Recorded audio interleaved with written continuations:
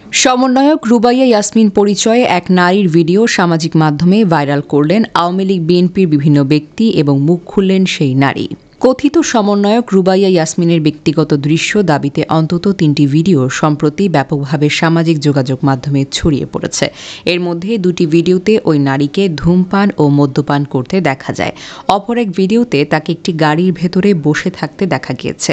তবে ধূমপান ও মদ্যপান অবস্থায় দৃশ্য ও গাড়ির ভেতরে বসে থাকার দৃশ্যের ভিডিওগুলোতে রুবাইয়া ইয়াসমিন নামে কথিত কোনো সমন্বয়কের নয়।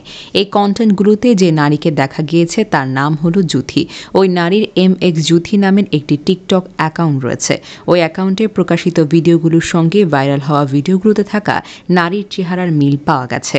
MX জুথি নামের ওই নারীর সামাজিক যোগাযোগ মাধ্যমে প্রকাশিত এক ভিডিও বার্তায় জানানো হয়, তিনি কোনো সমন্বয়ক নন, বরং নিজেকে শিক্ষার্থী হিসেবেও দাবি করেন না। তার ভাষ্য অনুযায়ী ৫ থেকে ৬ বছর আগেই তিনি পড়াশোনা ছেড়ে দিয়েছেন। তিনি জানান, মাহি নামের এক বান্ধবী মজার ছলে ভিডিওগুলো ধারণ করে তার সামাজিক যোগাযোগ মাধ্যমে প্রকাশ করেন।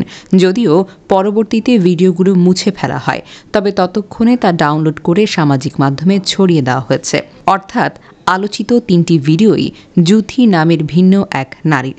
তাছাড়া রুবাইয়া ইয়াসমিন নামের বৈষম্যবিরোধী ছাত্র আন্দোলনের কোনো সমন্বয়কের তথ্য বিশ্বস্ত কোনো সূত্রে পাওয়া যায়নি।